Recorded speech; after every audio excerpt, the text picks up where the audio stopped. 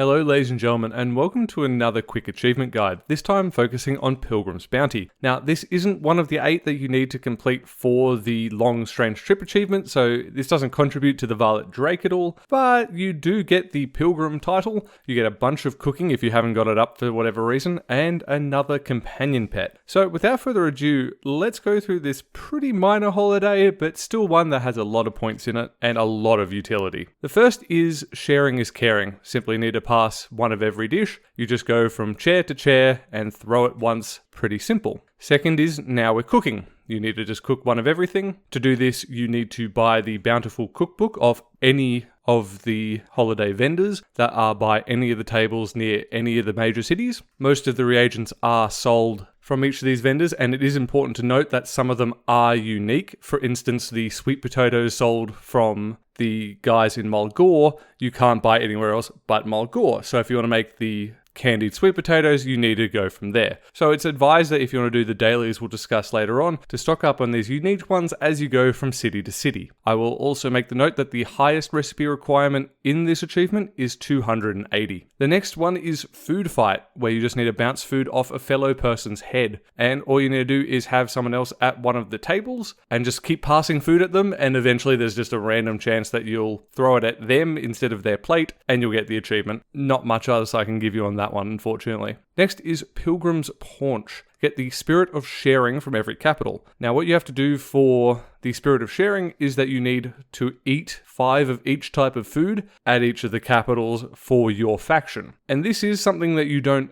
need other people for, but is technically more efficient if they are there, because each food doesn't have a unique cooldown, so you can just spam all of them. But if you are solo, you just have to go to each chair, eat 5 of each type of food, and then when you jump off the chair, you'll have it. Unfortunately, I don't know if it's a bug at all. You can't actually track this manually in the buffs while you're in the chair, so you just have to sort of in the back of your head remember, okay, I've got 5 of the turkeys now, I'm going to get 5 of the stuffing, and so on and so forth until you have it. Again, nothing too complicated when you get into it. Next is Pilgrim's Peril. You just need a dress, robe, or attire. You can obtain any of these from one of the daily quests. And once you've got that on, you just need to sit at the table of each of the enemy capital cities. I will be showing a picture of where they are on screen now, so if you want to have a quick look, they're there. Next is Pilgrim's Progress. Now this is to complete each of the Pilgrim's Bounty dailies, and when they say dailies, thankfully this isn't one of those. There's a single daily giver. They will have a different one each day, and we just have to hope that the right one comes up. They are in fact spread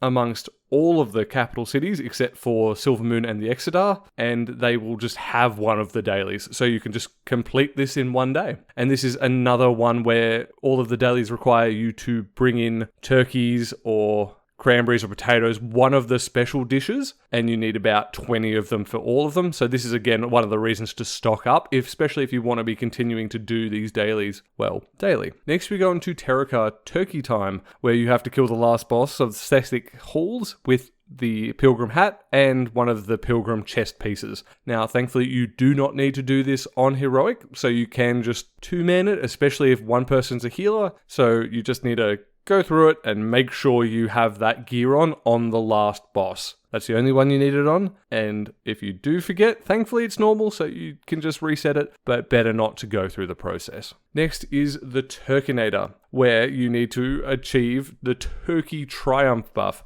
To do this, you need to kill 40 turkeys, and you have about 30 seconds between each kill to do this. For the Alliance, you'll be doing this in Elwyn Forest, and for the Horde, you'll be doing this in the Tristful Glades. Now, you could go to the other one, but I don't know why you would. However, I will mention as a little life hack for this one that you can use the Tracker Treat food buff that will actually track turkeys as they're beasts, not critters. And I do think because they're beasts and not critters, this doesn't count towards the friends or fowl achievement in the general section if you were thinking that that could be a way of getting that achievement. Unfortunately, I've tested it. It doesn't work that way. It's dumb because I feel like it probably should. Then lastly is the Turkey Lurkey achievement. And for this, all you need to do is shoot a rogue of each of the races that can be a rogue with a turkey gun. Now, to get these turkey shooters, you just need to complete the daily and select that as an option. So in total, for the Pilgrim hat, the Pilgrim chest piece that you'll need for some of the other achievements,